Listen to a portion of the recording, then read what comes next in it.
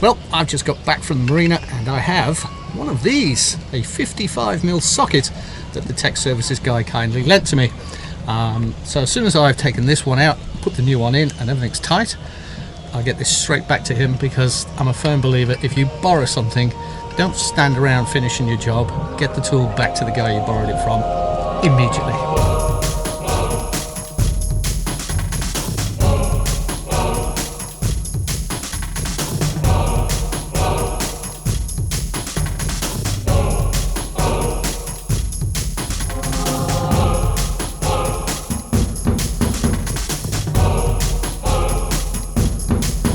We are in beautiful Samos, one of the Greek islands at the moment, and the reason that we had to get here by a particular date was to meet Christopher from Green Yachting.online. Christopher made a post in Med Sailing's Facebook group a while back. Basically, he was looking for 5 boats that could help him promote his product called Solar Green. And in a nutshell, it is a 12-volt hot water heating element that replaces your 220-volt heating element and then uses excess electricity produced from your solar panels. Christopher is over at the quayside on his yacht, and we're just about to get in our dinghy and go over there and meet him, pick up the product, and also go to the hardware store, because although Christopher is graciously supplying the element and the controller, there are a few little things that we need to buy. I'm really excited about this. It'll be great to have hot water to wash my dishes, wash my hair, have a shower. Hot water will be a luxury, won't it? Awesome. All right, let's go see Christopher.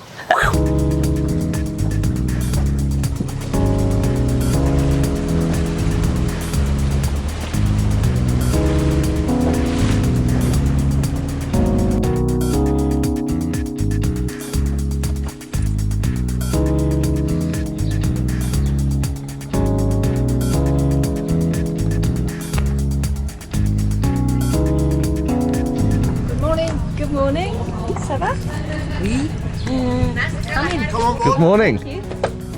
This is the 12-volt, 300-watt water heating element, which replaces the existing 220-volt unit that you will have in your water tank. It's exactly the same dimensions and the same thread. The only drawback to that is that it will take longer to heat the water, but it will always work, even if you're connected to shore power, which is a very common question, because shore power means that you by definition have got enough voltage to drive this anyway. So this means you get hot water if you're on shore power and hot water if you're not on shore power. Okay, great. Excellent. Thank you very much. Controller unit. Right. And what that does is it detects the battery level. If the battery level is greater than 80% of full charge, it will interrogate the temperature probe, and if the water temperature is less than 43 but not over 50, it will switch on the water heater. Beginning this installation process involves running the electrical cables. We're quite fortunate on ABC in the fact that both the batteries and the hot water system are on the port side of the boat. Here are our house batteries. We do have a negative bus bar there, and I'm going to take some photographs of that and show them to Christopher and see if we can actually use that instead of buying an extra one. Then it's a question of running the cables and following those conduits all the way aft to the hot water system. Oh, what you doing today, Baz? You just love this little locker, don't you? Yeah, I'm thinking of moving in permanently. Here we are looking at our hot water tank, and what we've got to do is get into this part here where the current 220 volt heating element lives, extract that and put the new Solar Green 12 volt one in there. Methinks there is going to be some water spillage into the bilge at some point during this job. We've already run a mousing line from the batteries and bus bar area through to the area where the hot water heater sits. I'm having a big problem trying to get something that's going to fit onto the actual hexagonal shape of the element, the 220 volt element that's in there, to be able to unscrew it and then obviously screw in the 12 volt heating element. Unfortunately, when I try and get my mole grips in around the hex, and they will open wide enough for the hex screw. They can't get in and get enough grip because of the shape of this banging up against this collar. So what I'm actually going to do today is undo these two big screws here, which are just holding down the tank, so I can bring the tank into an upright position and maybe get a better angle on it and certainly get a better look at it.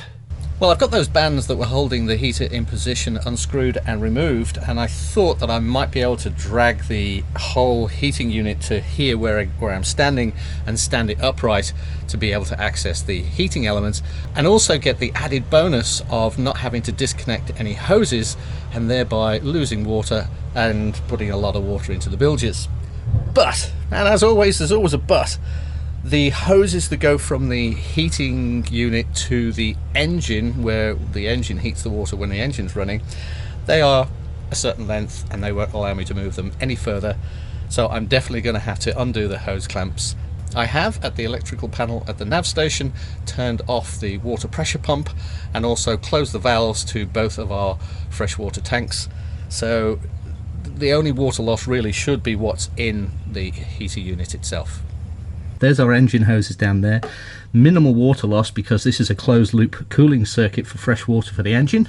Here is the upright heating system, still full of fresh water, which is great because we didn't have to connect either of these two hoses.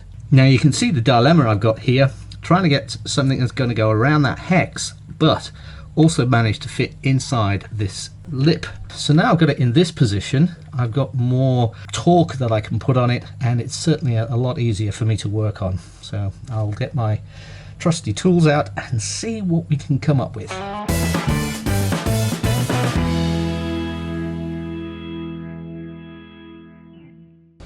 Well, I've just got back from the marina and I have one of these, a 55mm socket that the tech services guy kindly lent to me. So where are we at now? Well, let's see if the right tool gets the job done. Okay, well, it's not a perfectly snug fit, but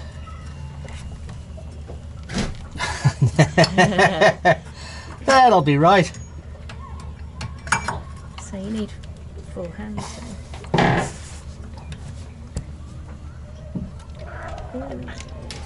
Oh, nearly. Well, getting the element unscrewed was really hard work. Lots of twisting and banging with the mallet. But Baz has finally got that done, and now he's just removing it. Wow, look at that. It's only a year old.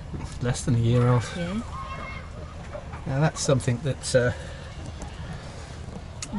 is a bit of a challenge. Yep. Because there ain't no gasket on that Oh one. no, and that one's broken. And that one is... Cactus.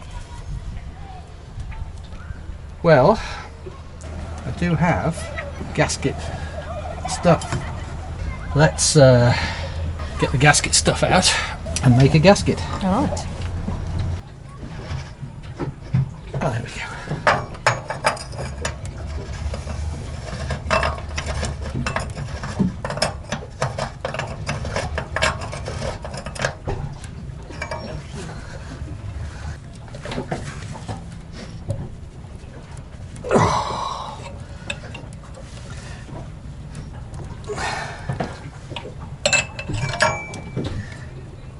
Here we are on day 3 of our installation of the Solar Green 12 volt hot water heating system.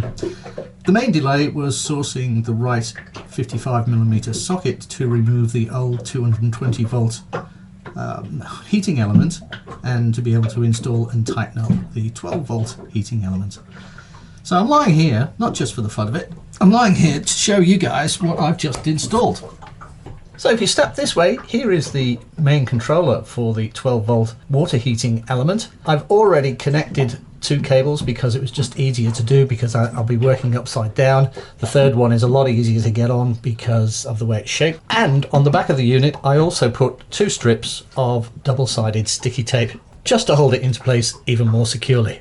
These 2 short red cables attach to the positive connectors on the heating element, which are the 2 spare ones you can see here. There is one more red cable to be attached here which is your positive feed coming into the controller unit. This grey cable that comes out of the controller unit has two connections on the end. Well, one's not really a connector. This is actually a temperature sensor which goes in the hole in the center of the heating element. This is the negative feed for the controller, and that connects to the heating element where the negative feed comes from the bus bar from the batteries, which is right here. The grey cable is now run to here, and the negative feed back to the smart controller is attached to the negative bar on the heating element.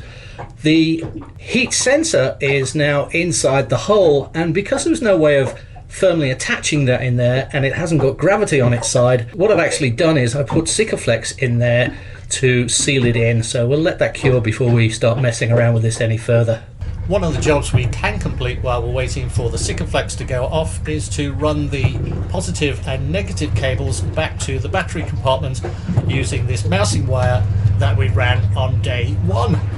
As you can see, we now have both the positive and negative cables run under this flooring and through that bulkhead and into the aft cabin where the batteries are, where I will connect the positive, and the negative bus bar where I will connect the negative. But first, I got a couple of more connections to make here. The positive cable that we've just run under the floor through the bulkhead into the battery compartment, it's not connected at the moment. Obviously the connections are the last thing you want to do when you're buggering around with electricity. But this end goes into the middle socket, the in socket of the smart controller. The final electrical connection here are the two positive red wires which come out of the smart controller and go to the opposite side of the double heating elements that are in this unit. Here in the port aft berth are where our batteries are stored, and there's also, quite handily, a negative bus bar. And now that we have our two main cables mounted back from the compartment that houses the hot water system, we can begin the process of connecting things up here. The first thing we're going to connect here in the aft berth is this circuit breaker.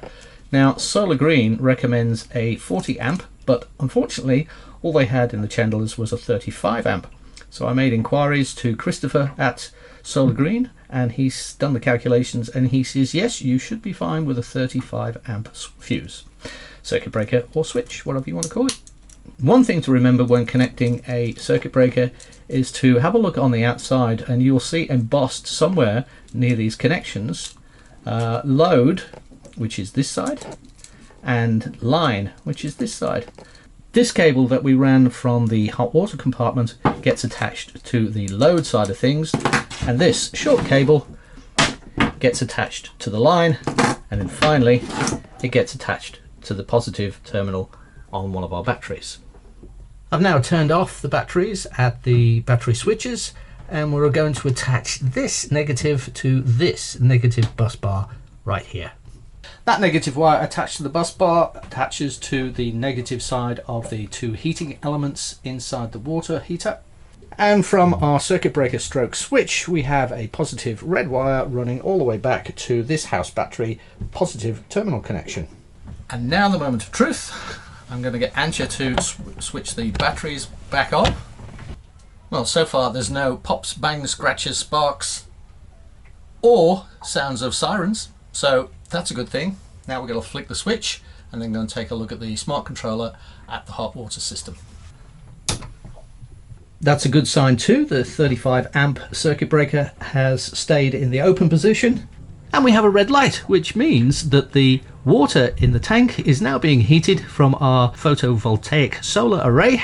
If that light was green, it would mean the system is on standby, and that means one of two things. Either your water has reached the designated temperature, or the batteries are not fully charged, and in that case priority is given from our solar to charge up the batteries first. And I think that's a job well done.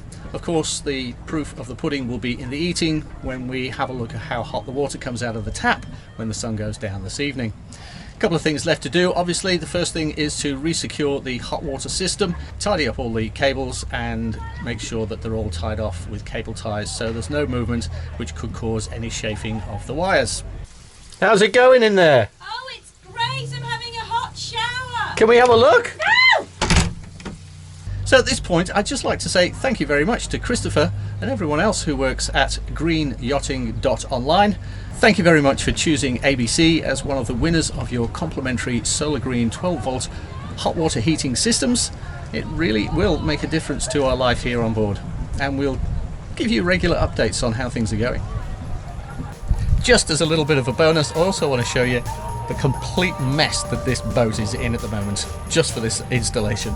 To be completely transparent, we were not paid to promote the Solar Green product. We did receive the 12-volt heating element and smart controller for free, with the agreement that we would make a video about our installation process.